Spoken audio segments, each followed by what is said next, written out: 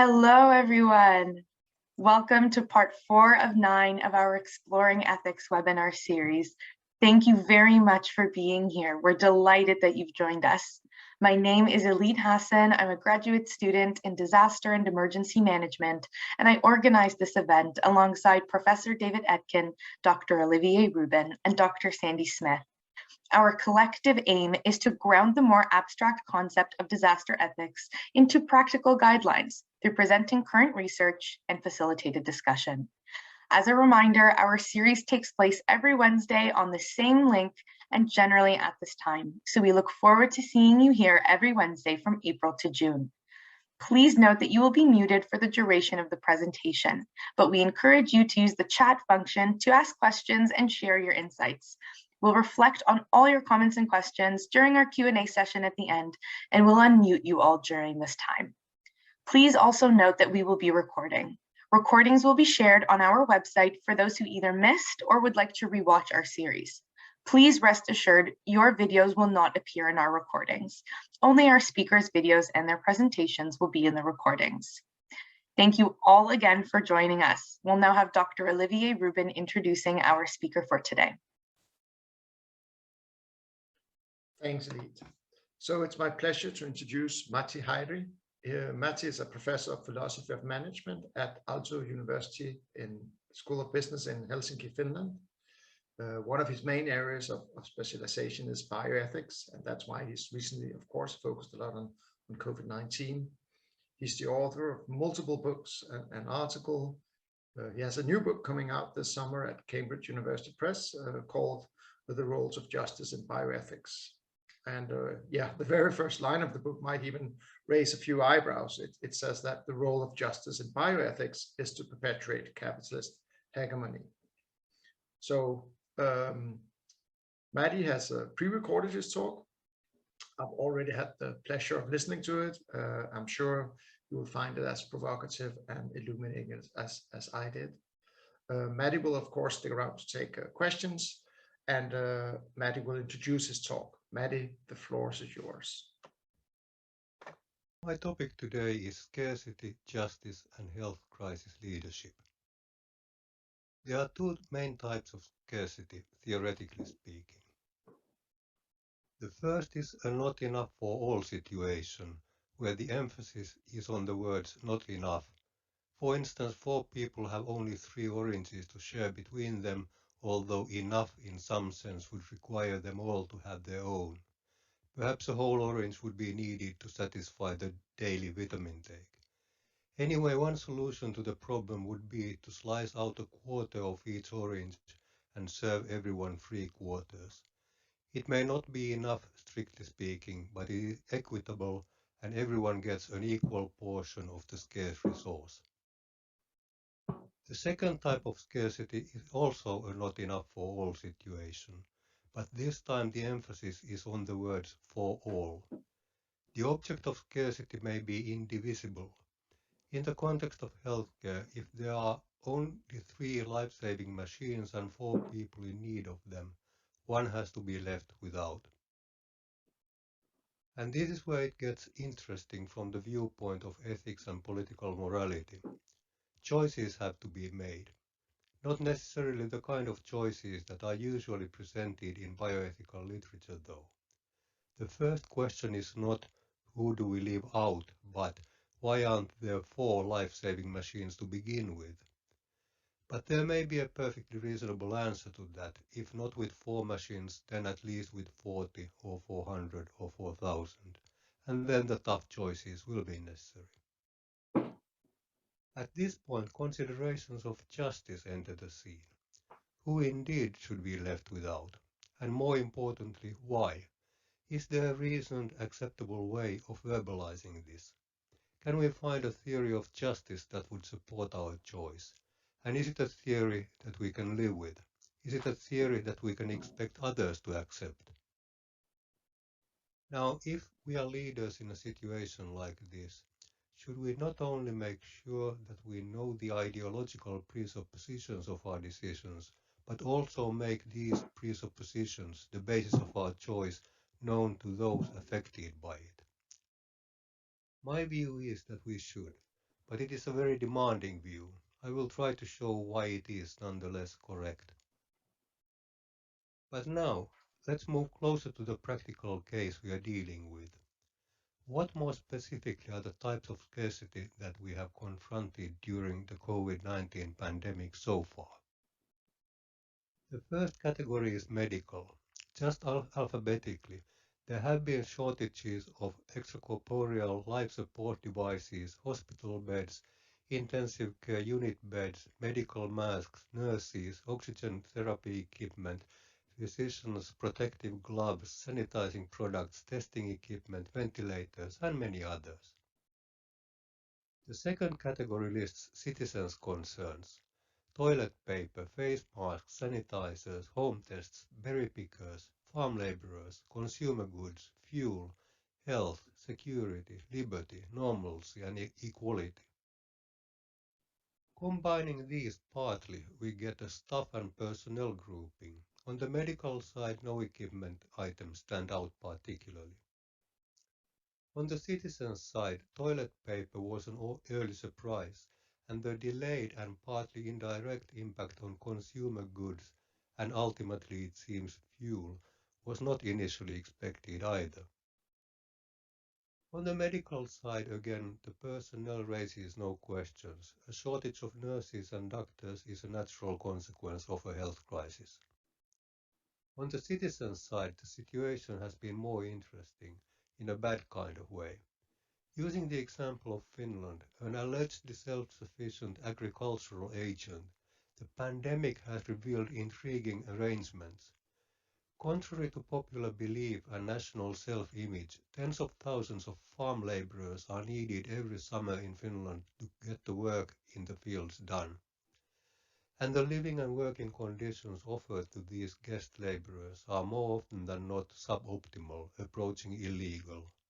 So equality is an issue, and during the pandemic, global capitalism has shown its exploitive nature more visibly than ever before, also in affluent countries. Where people have experienced shortages of health, liberty, culture, normalcy, and equality, businesses have been vocal about an alleged decline in innovations, investments, profit, and growth. Together, these form the scarcities in the economy and in the civil society. The final shortages have concerned values such as common sense, proportionality, resilience, sustainability, privacy, freedom, utility, solidarity, caring, and tradition. We know that common sense has at times flown out of the window during the pandemic.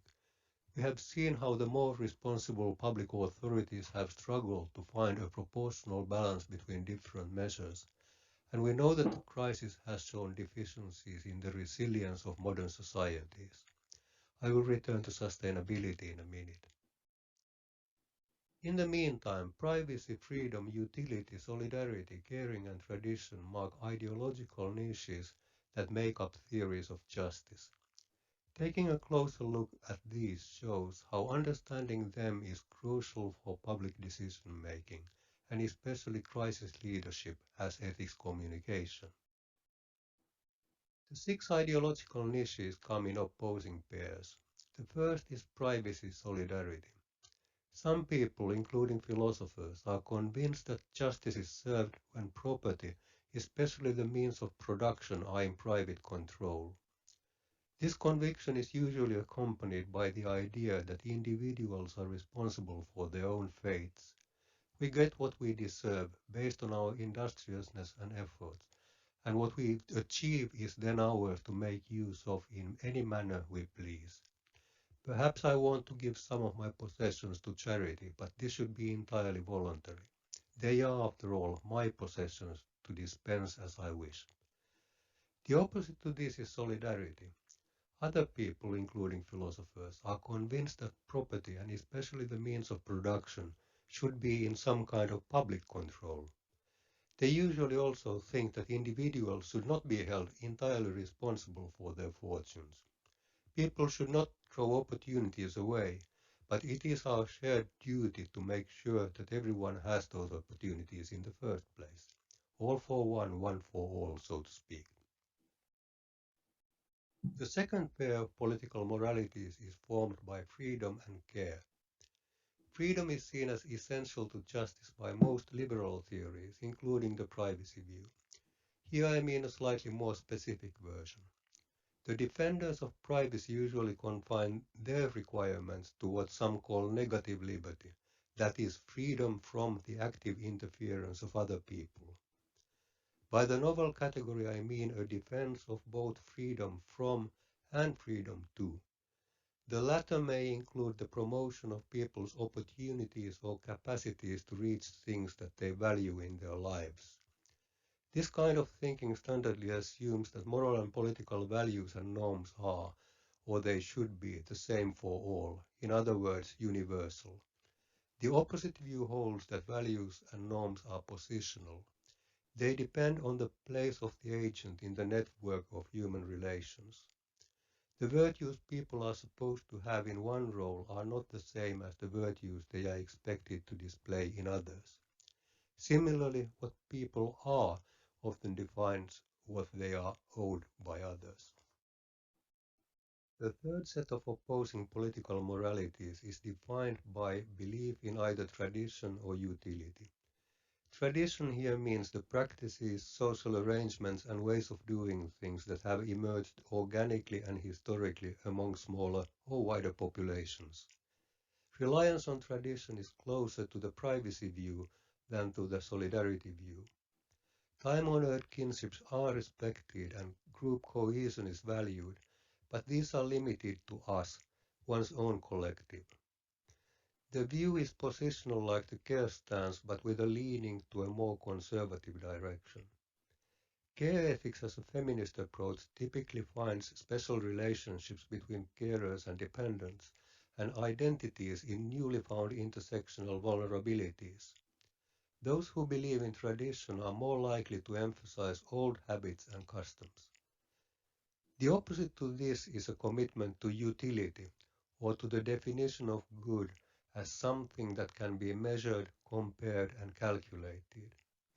When public decisions aim at optimizing this kind of value, usually well-being or preference satisfaction, they are prone to be radical and reformative. The utility view shares with the freedom approach the belief in universal values and norms, and with the solidarity stance the idea of shared responsibility.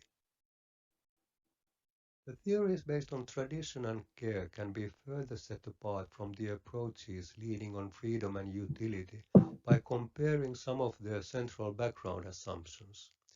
The former emphasize spontaneity, immaterial values, collectivism, long-standing practices, and special relations as sources of political news and moral worth, while the latter stresses calculations, material values, individualism, reform, and impartiality. The former recommend a holistic tactic and openness to the involvement of emotion, while the latter prefer analysis and reason.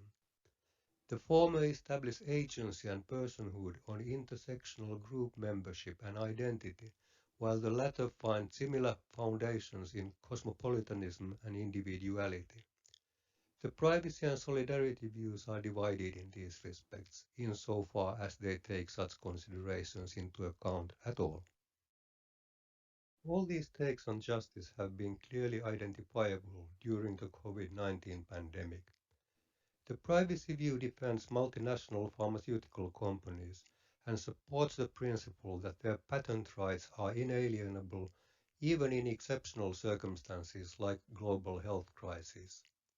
On the surface, this looks like a legitimate defense of private property created by private investments. A closer look reveals, however, a different picture. Much of the research needed for the development of new drugs and vaccines comes from public sources, so this turns out to be a redistributive arrangement taking money from taxpayers to subsidize global businesses. In the meantime, the responsibility for public health is outsourced to individual citizens. The pandemic's detrimental consequences are not, so the story goes, due to bad crisis management or corporate greed. Instead, the blame is on the people in the street who do not follow orders by washing their hands, wearing masks, and taking vaccinations when they are told to. The freedom view is more prone to side with ordinary citizens, whoever they are, and their reasonable concerns for liberty and normalcy, whatever these are. The demand for negative freedom from means that restrictions should ideally be kept to a minimum, while the requirement of positive freedom too means that people's abilities should be promoted, so that once they have opportunities, they are capable of making use of them. But the promotion of abilities, capacities and capabilities is a long-term project, and perhaps it is unrealistic to expect too much of that during health and other crises.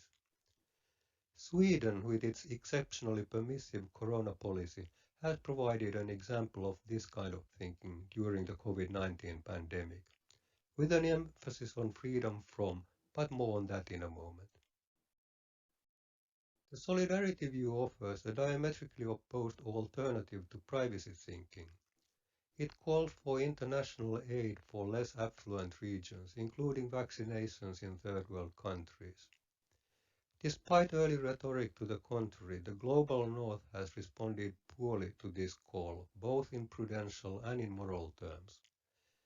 It is theoretically understood that the pandemic is not in control until it's in control all over the world.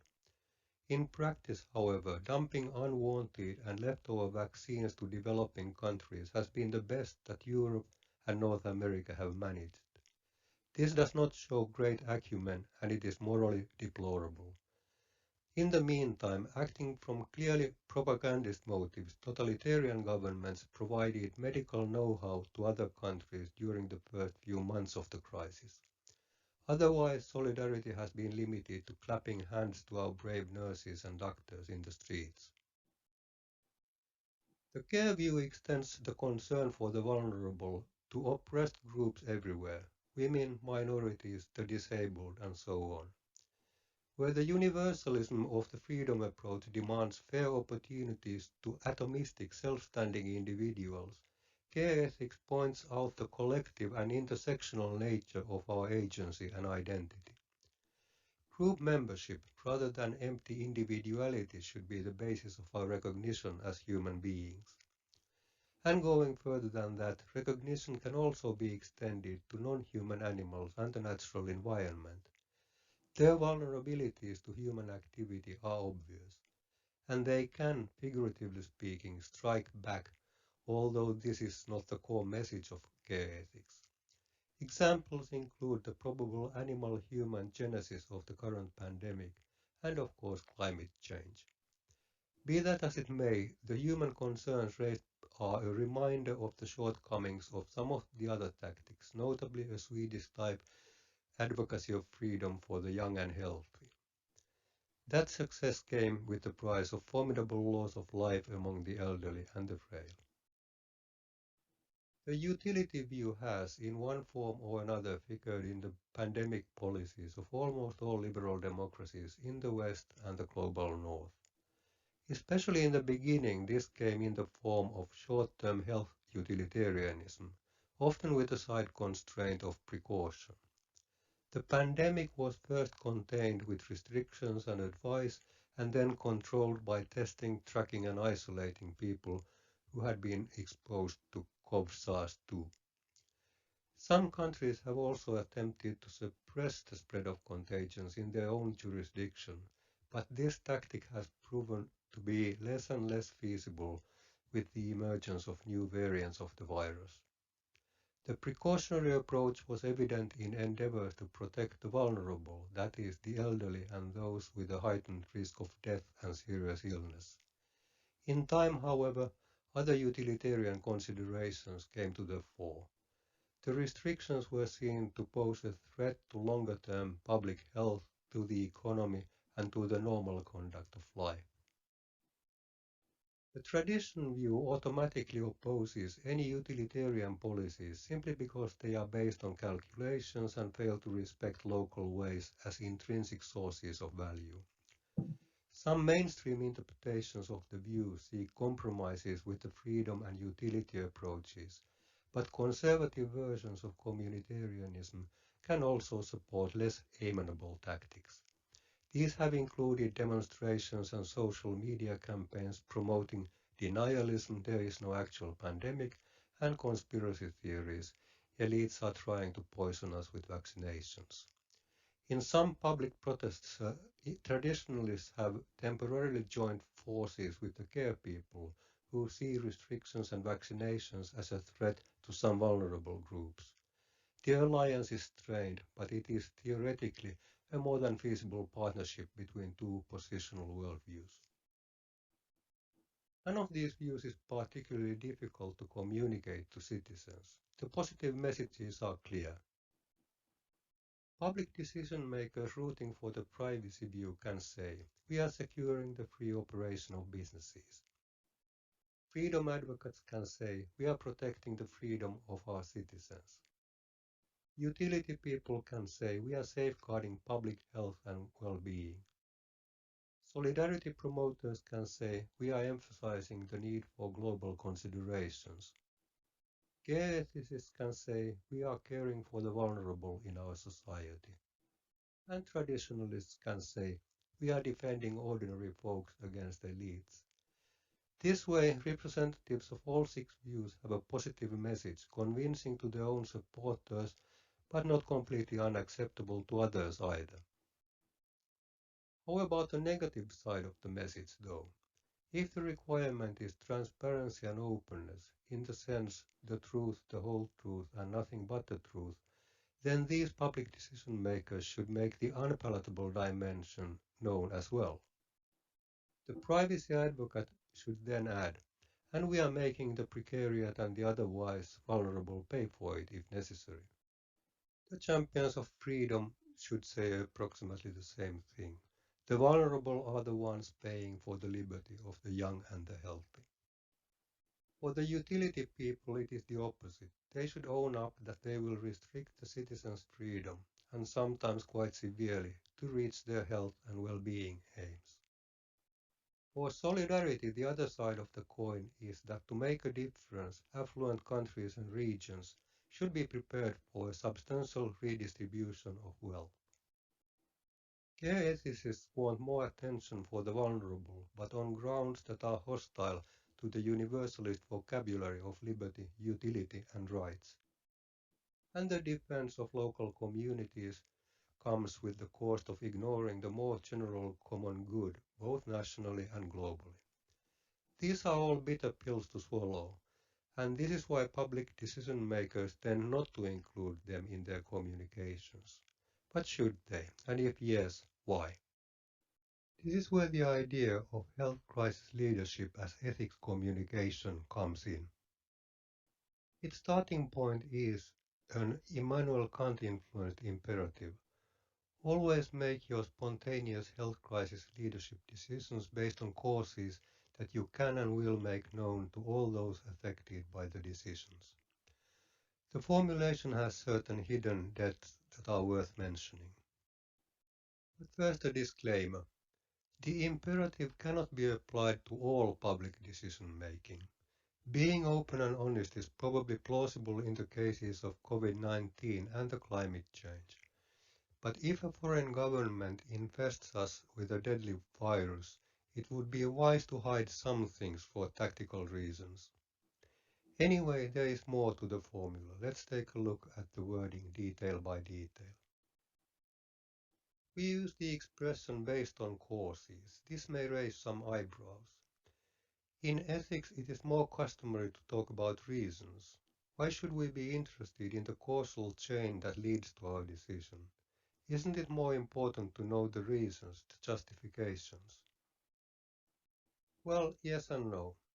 I'll get to the reasons in a minute, but here are some causes of important public decisions. Hunger, thirst, lack of sleep, the need to snap at irritating opponents, fear of adverse media responses. Decisions based on these may be good or bad, but the factors do not contribute to the goodness of decisions in any way. This is why they should be recognized and their impact eliminated or at least mitigated. Which brings me to the first real-life implication of the imperative. I propose an auto-philanthropic approach to leadership and management, self-friendly in other words. It would be embarrassing to tell the maid because we forgot our morning porridge, quarreled with Kate, or worried about the media reaction. Which is why it would be important to know one's own limits and against the grain not to be the no food, no sleep hero leader. In a recent TV program in Finland, past prime ministers confessed with some pride that they had been at the end of their tether more or less all through their tenure. This is not advisable, and the popular image of the self-sacrificing commander-in-chief should be reversed. This is of course also an organizational matter. So causes in our imperative mean both causes that threaten good choices and have to be counteracted and reasons. The reasons or justifications in terms of justice include the views that I already presented: libertarian, liberal, utilitarian, socialist, care ethical, and communitarian. There are others, but these will suffice for now. Moving on to other expressions in need of clarification in the imperative, the word can refers to knowledge and understanding. Leaders should be able to describe what is being done, explain why it is being done, and justify it to all those affected. Or is this unrealistic? Can we expect our leaders to know exactly what they have ordered or authorized? And especially, they are not philosophers or ethicists. How could they know about the ideologies, and why should they? To which I reply that these are nonsensical excuses. Of course the people in charge must know what they decide, and of course they must be aware of the grounds of their decisions. If they have difficulties with this, I'm available for consultation.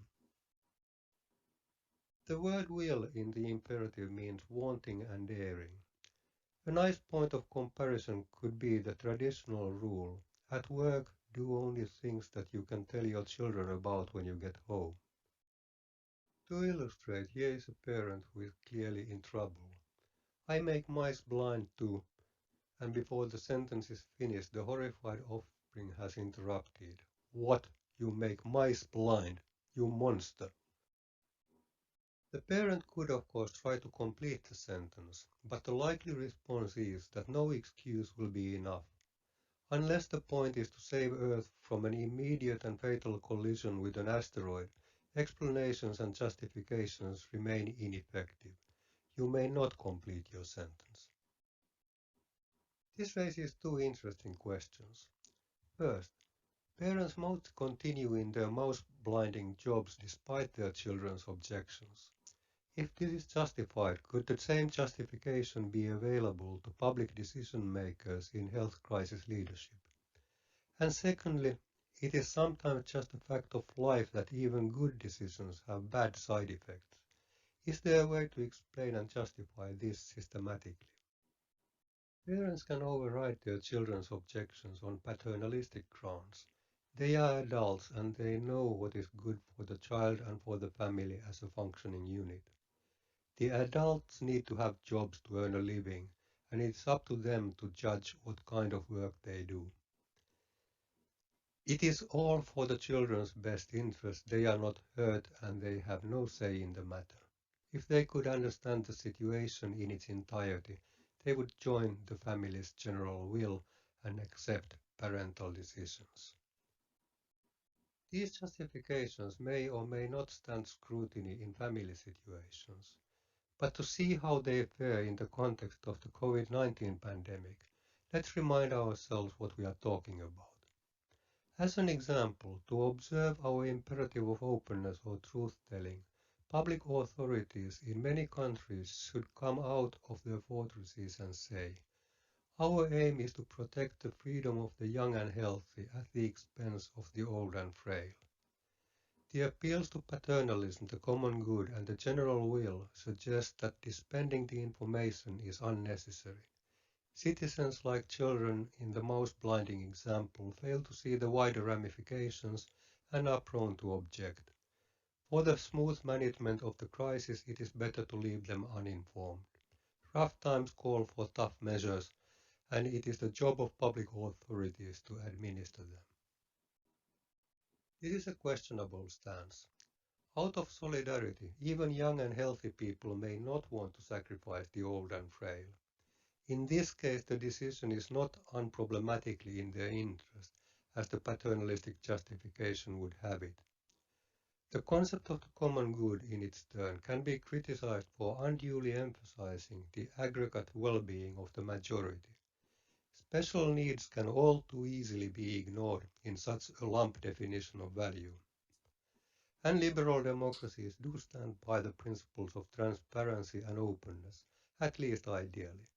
For them to have meaning, we should do better than evoke indistinct and opaque ideas of a general will. There is a caveat to this.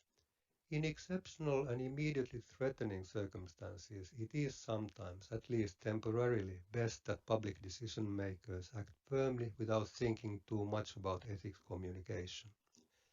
Especially crises created by the nation's adversaries should probably be handled like this, like I said before. But this does not apply particularly well to the COVID-19 pandemic. Conspiracy theories aside, what we have here is a spontaneous natural crisis to be dealt with by using procedures that are as normal as possible. So I tend to think that public decision makers cannot justify strategic lying or concealing their true ethics any more than they can hide behind their ignorance on it. The problem still is, however, that they would have to say nasty things to be open and honest. Things like we are sacrificing the elderly for the good of others. Not in those exact words necessarily, but nonetheless. The choices will have good and bad effects, and these will almost always be unequally distributed, regardless of the theory of justice they are based on. How could this be verbalized in a palatable way? Views on ethics and justice have their answers, of course. The utilitarian response is that the good of the many outweighs the good of the few. It is a civilized government's job to aim at the greatest happiness of the greatest number, and this end justifies the collateral damage that sometimes meets the smaller numbers. The solution is, in theory, well in line with the principles of democracy, and should not, if executed to the letter, cause political upheavals. This is what we did. You, our voters, benefited. Now please vote for us again. Minorities may object, but that cannot be helped. This attitude toward minorities has drawn negative attention to utilitarianism, and several remedies have been offered. My own partial solution some time ago was to use a non-standard account of value based on hierarchical needs. Trade-offs are accepted only when the need satisfaction that is sacrificed is relatively unimportant and the need satisfaction aimed at non-controversially important. The government is allowed to snip away some of our smaller pleasures to secure the health and safety of even a few. Initially, this produces results that go against the freedom solution in the COVID-19 case. Although citizens are normally entitled to frequent pubs and sing karaoke, this entitlement can be postponed in the name of protecting the elderly. And this is what has been done in many countries quite successfully and without major objections, initially that is. As the pandemic dragged on, people began to complain, and the complaints seemed to show a weakness in my view. In the long run, frequenting pubs and singing karaoke may, arguably, be essential for a good life in our societies, and if so, protecting the good life of the elderly ceases to be such a good defense of wider restrictions. Oh well, there goes another theory. The same precautionary approach could perhaps be supported by justice as fairness, the idea immortalized by John Rawls. He argued that anything governments do should eventually serve those who are worst off in a society. Potential shortcomings in this model are related to the expressions eventually, and in a society. Rawls believed that the disadvantaged will be best protected indirectly by primarily safeguarding the economic freedom of those who produce the well-being. We must first bake the cake and only then start sharing it. Unfortunately, the sharing seems to be left to a trickle-down effect. The prosperity of the stronger will, by a mechanism that has never been proven to exist, benefit all in the end. And even this applies only to our society, whatever that is taken to mean, because Rawls had difficulties in extending the idea across national borders. Replacing the worst off by the vulnerable and tending to their needs first would possibly be a solution, and care ethics advocates this, but it may run into the reverse problem. How do we support the vulnerable if we don't have the resources? Immanuel Kant's categorical imperative offers yet another answer to the question of justification. Act in such a way that you treat humanity, whether in your own person or in the person of any other, never merely as a means but always at the same time as an end. Authorities could admit that they are using people as a means by restricting the freedom of the young and putting the old to some danger. But since it's a part of the humanity of the young to be concerned for the old, and a part of the humanity of the old to allow normalcy to the young, the humanity of both groups is also treated as an end. This could be too complicated, though. Another version of related thinking is provided by the doctrine of double effect. Let's open a new tab, so to speak, to clarify the idea. This is what the doctrine states. An action which has two effects, one good, the other bad, can be allowed on four conditions. First, the action is in itself morally good or neutral, meaning that it doesn't belong to the class of intrinsically wrong actions. Secondly, the bad effect is not directly willed, meaning that although it's foreseen, it would be avoided if possible. Thirdly, the good effect is not caused by the bad, it is caused by the action itself. And fourthly, the good effect is proportional to the bad, meaning that it's sufficiently desirable and important to compensate the harm. Lethal self-defense provides a natural example of using the principle. An agent is allowed to shoot an aggressor to death to save one's own life, provided that the death is not intended, because protecting one's own survival is crucial and justifies the death. Here shooting is interpreted as neutral in itself. The death of the aggressor is bad and the survival of the agent is good. The death is caused by the shooting, not by the survival, and if the aggressor lives, there are no complaints or further lethal action. Saving the agent's life is proportional to the loss of the aggressor's life. Applied to the freedom approach to the COVID-19 pandemic, the situation can be verbalized like this. A government is allowed to take measures, taking measures is in itself neutral, that put the vulnerable to lethal risk, this is the bad caused by the measures, to protect economic activity and normalcy. These are the good effects, and they have no causal connection with the bad effect. Provided that the risk is not intended, if the vulnerable survive, no one tries to kill them deliberately. As protecting economic activity and normalcy justifies this because it is proportional to the bad. I wonder how verbal acrobatics like this would fare in public communications. For instance, is shooting a neutral action? It is if it's thought of as firing a gun as target practice. But a more accurate description here could be firing a loaded gun at another person knowing that the shot can be lethal. With this interpretation, the moral neutrality seems to vanish. The same applies to the COVID-19 case. It is one thing to take measures, but arguably quite another to take measures that put the vulnerable to lethal risk. Where's the neutrality in the latter? In the COVID-19 response, another challenge is proportionality. Are economic activity and normalcy as such so important that they justify risking the lives of the vulnerable? To be sure, they affect a wider range of people, but the doctrine is anti-utilitarian and cannot rely on numbers. It's not for me to name the best ethical theory or view on justice in health crises. They all have their pros and cons. My emphasis is on more basic elements. The authorities, if the imperative of openness is anything to go by, should grasp, know and understand what they are doing, accept their responsibility for the consequences, and have the humility to confess the challenges of their solutions. This way, public decision makers could manage scarcity and spontaneous health crises in the spirit of justice and morality. The key, I suggest, would be self-awareness and honesty. Thank you.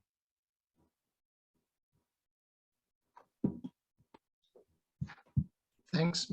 Thanks, Matti. Are you with us? Yeah. Yeah, okay. Thanks for this presentation. I have a few questions, but I'll open up the floor before I get a chance to ask questions. So if there are any others with questions, we can take questions now. We have 15 minutes, 13 minutes. I have a question.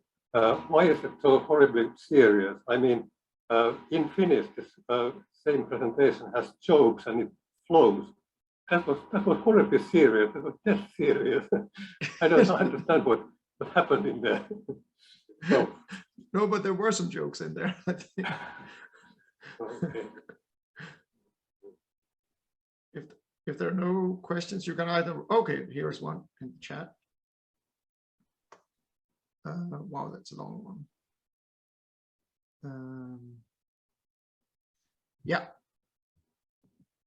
So I think the question is whether what you describe can actually be applied to leaders of all kinds, making all sorts of decisions, not only in terms of bioethics or COVID-19.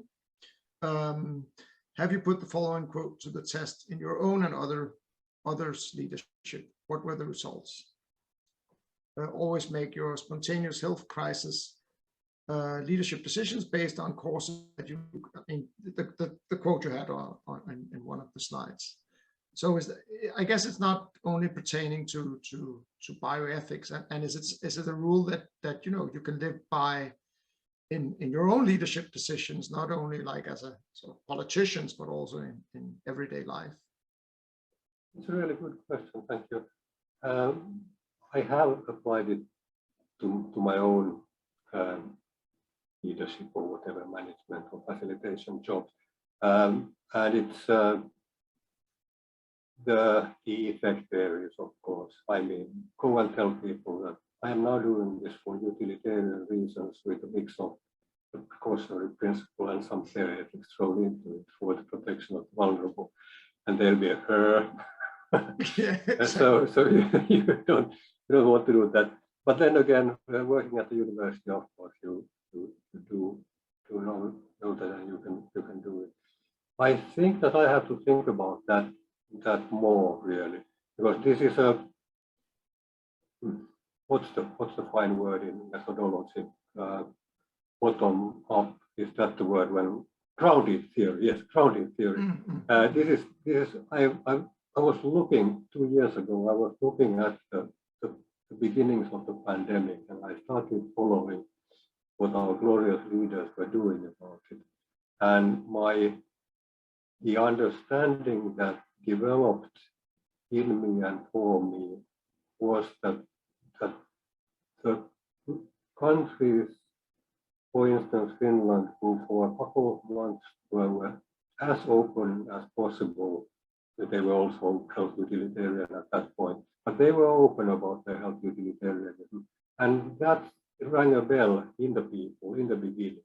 So I'm still there 2 years ago in those trenches, and I'm not sure if my thinking has developed sufficiently to even say that this is true now, let alone that it's true of all leadership. But then again, there has been this other development when I accidentally remembered that there was this guy, Immanuel Kant, and then I did that imperative, wonderful or horrible imperative in there, and then that caught my attention. And so I'm theoretically, theoretical forces are drawing me. So to the question, I don't know. I should study. Okay, thanks. But I guess, and also, I mean, it can be used for other decisions, I guess. I mean, for climate change, you mentioned climate change at some point, and the measures to alleviate climate change, for instance. Yes, absolutely, and that's how we do have a new project to extrapolate the lessons learned from the corona pandemic to climate change things. But it is a really different scale, and you can understand that if you are not wearing the mask, you'll get a horrible disease. But driving a car, it doesn't connect like that in your head. Yeah, no, maybe. And maybe that's a venue into my question on this. There are others that pertains to the global, local, and national sort of levels. I'm not an ethicist or a philosopher, but you know, I guess, I mean, what are you talking about here when you talk about these communication and these sort of doctrines? Because I guess it's different whether you have a global outlook, right? And you say, okay, so you know, my solidarity is not only with my fellow Finns or my fellow Brits or whatever, but it's with the entire globe. I mean, I guess that, you know, the decisions and the measures you implement are different according to the level that you work on. So what might be optimal for a national perspective might not be ethically optimal for a global perspective. So how do you reconcile these sort of levels? Because that's something I'm struggling with in political science. Yeah. Yes, I really don't, because I'm just presenting these as sort of ideal types of what the ideological thinking of the authorities might be. Now, to quote Juncker from a statement 10 years ago, we all know what to do, we just don't know how to get re-elected when we do it. And that's really the problem of our communitarian or our utilitarian. You can all go out there and say, now we are helping the whole world and helping the sub-Saharan Africa have vaccinations, and then 25% of Finns, 30% of Swedes, and 30% of Norwegians. I don't know what the Danes, about 30% will say, no, that's not the thing that we want. We don't want that money to go to sub-Saharan Africa. We want the petrol be cheaper here. So that's the real test, and that's the feasibility question of my model. Is there any sense in me saying that authorities should be telling the truth when we know full well that they will get hit if they do? So I didn't answer your question because I don't know what the best solution is, but I don't have an answer. My only answer is that the global approach might be good, the local approach might be good. They might be good for objective reasons, but if as a leader you blurt them out, the objective reasons are gone, and then you are in the hands of the voter. Yeah. But I have to add to this that I am not a great lover of our liberal democracy. I don't think that liberal democracy is the only possible system in the world.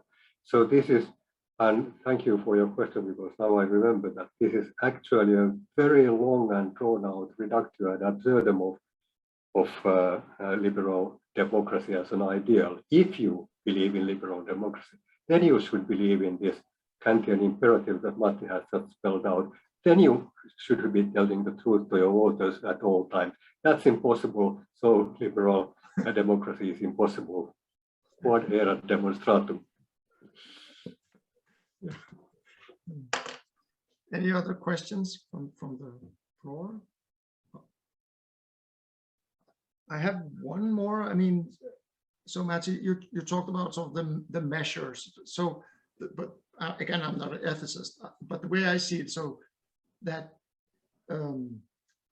if you did nothing, if you didn't have any measures, so the COVID-19 hit, and if you just carried on as usual, vulnerable people would die, right? So the measures are not, the most measures implemented are actually to protect vulnerable groups or vulnerable people in the case of COVID-19, I guess.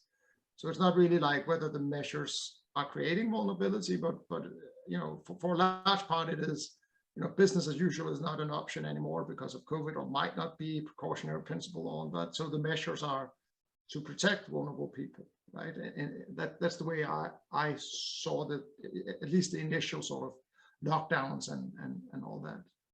It's a very good question. I haven't thought about that. I mean, what if we hadn't done anything in there?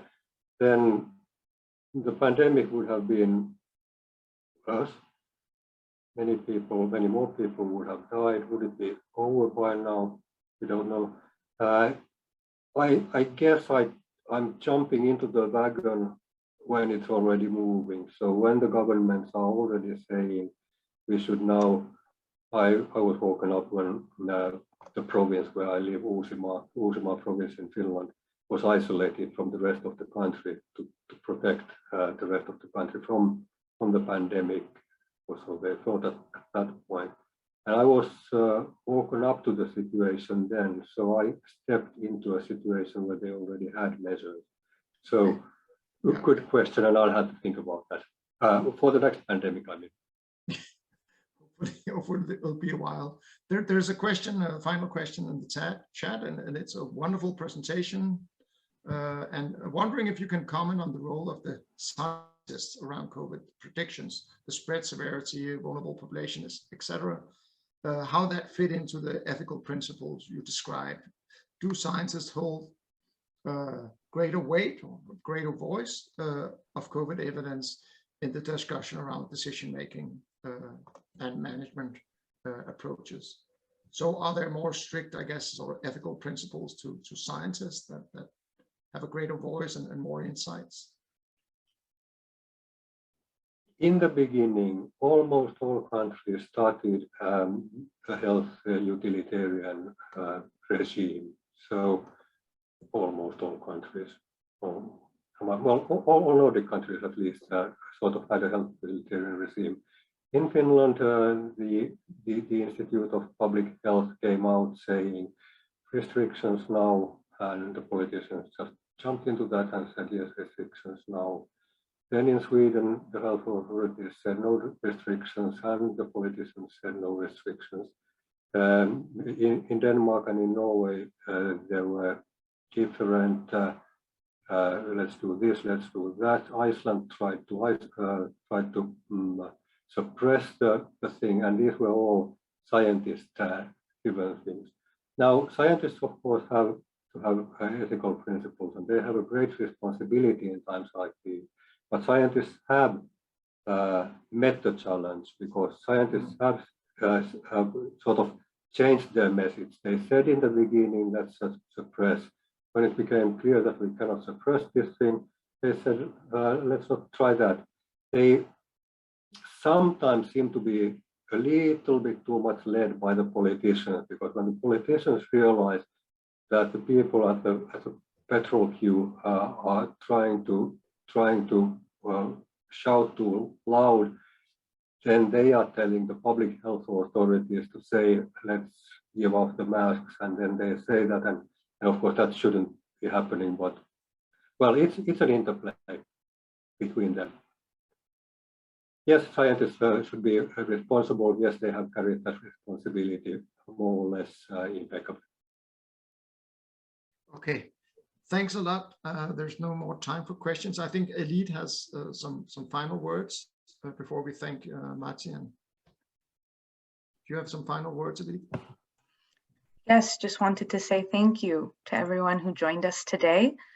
Thank you very, very much, Matti. And we're looking forward to seeing everyone answering the discussion question on our Facebook group. And if you have any more questions, you can absolutely post them in our Facebook group and Matti will answer them. And our next presentation is this time next week. We have Dr. Andrea Adams, and she's presenting the ethics of access and equity in emergency management. And we would love to see you all there. thank you everyone very, very much for joining. And we'll stick around if anyone has any more questions. Thank you all for this opportunity. It was wonderful. Thank you. Thank you, Matti. Thank you very much, Maddie. Thank you so much, Maddie.